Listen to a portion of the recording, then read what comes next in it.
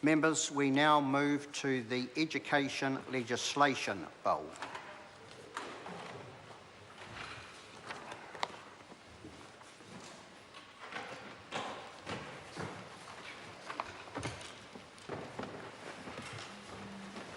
And the question is that Part 1 stand part. This is debate on clauses 3 to 35. Mr Chairman. I call Chris Hipkins. Thank you very much, Mr Chairman, and I welcome the opportunity to debate the Education Legislation Bill. And before I get into the specifics, I want to indicate to the House that I intend to take my full allocation of calls on Parts 1 and 2. And I want to raise a technical matter, and that is with the way the bill is drafted before we get into the specifics. And it's a concern I've got with the way this omnibus bill, which has wide-ranging changes, has been put together. It amends 7 different acts, but it's only drafted in 2 parts. That actually significantly limits the amount of scrutiny that the committee is able to give to the bill because we're restricted in the number of speeches that we have on each part.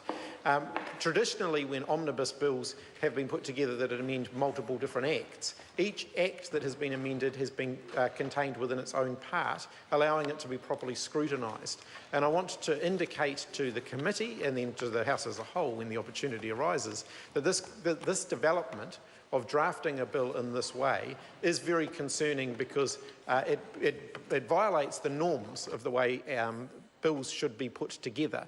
And so it does mean that we will be able to have less scrutiny. But anyway, with that in mind, I intend to make the opportunity, to make the most of the opportunity that we do have to scrutinise it.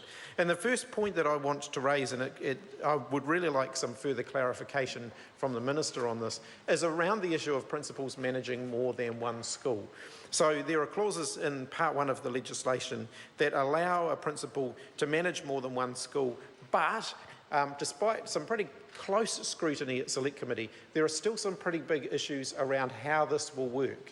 I want to say at this point, I'm very supportive of things that increase collaboration between schools, but I've got some concerns that this might not necessarily be the best way to achieve that. We already know that previous legislation allowing the Minister to have one board of trustees overseeing more than one school has been very seldom, if ever, used. So the first question is, where is the demand for these provisions that allow a principal to manage more than one school coming from? So that's the first question. The second question is around how that will actually work, because the officials that presented at Select Committee weren't really able to explain how, in practice, the government envisaged this being implemented. So if a principal is overseeing more than one school, so they're managing more than one school, what does that do for their relationship with the boards of trustees of those schools? Because each school, if it still has a separate board of trustees, means would have a different relationship with that principal. And where would the accountabilities in that relationship lie? So would they be employed by one board of trustees and have a primary relationship with one of the school's board of trustees? If so, where would that lead the other school board of trustees? Because that potentially changes the nature of things quite significantly. Now, if there's only one board of trustees managing multiple schools, well, it's not an issue because they could employ one principal now. Under this new change, which allows different boards of trustees to employ a single principal, where do the accountabilities lie, and what would happen, for example, if the principal had a souring relationship with one school, but it's still a positive relationship with another school? Who would ultimately be responsible for that employment relationship? Now, the ministry officials' answer to that was, well, the schools will go into that voluntarily, so they're not going to be forced to have one principal managing more than one school. But the issue is, that's all very well, and people can set out with good intentions and fully supportive of that. The question is what happens when it goes wrong, if it goes wrong.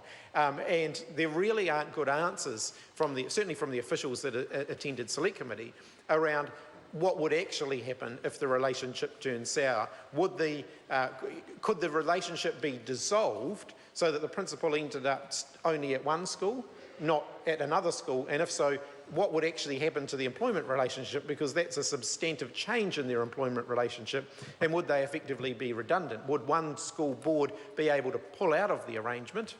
And if so, where does that leave the employment of the principal?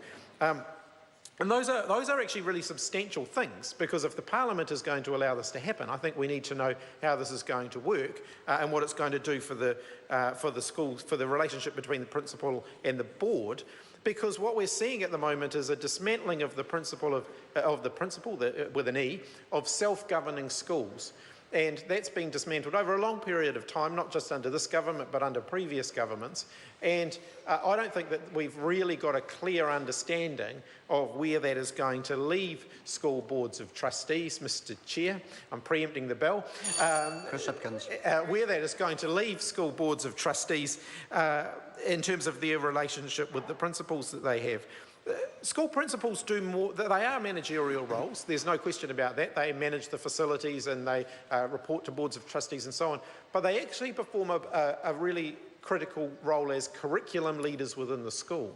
And I'm yet to be convinced that a principal could do that part of the job effectively across more than one school at the same time, because different schools have different cultures, different approaches to the way they manage the curriculum, different approaches to all sorts of different things.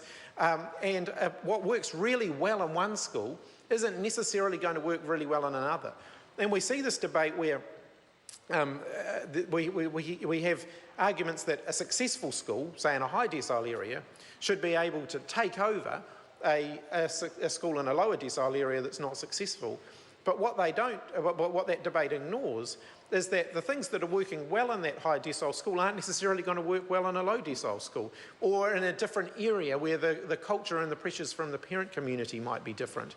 And so how would a principal as a curriculum leader from multiple different schools reconcile that pressure? So I'm looking forward to an explanation from the government as to how it sees that happening.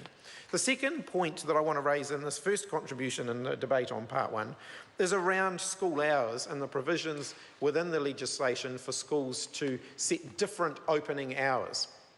At the moment, the opening hours are fairly standard, roughly between the hours of 9 to 3, with a little bit either side of 9 to 3. That means that things like extracurricular activities are easy to coordinate, things like school sports.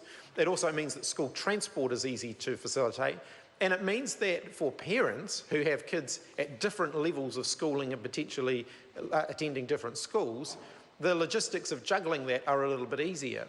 But what will happen when the power to set their school hours is delegated to every school in the country, if they then start to set different school hours? So if you take the case of one family who might have 3 different kids, one at intermediate, one at primary school and one at secondary school, if all of those schools have got different hours that they are open, that's a logistical nightmare for those parents. It's also a logistical nightmare for that local community in terms of sharing school transport. Sorry to interrupt the honourable member. The time has come for me to leave the chair for the dinner break.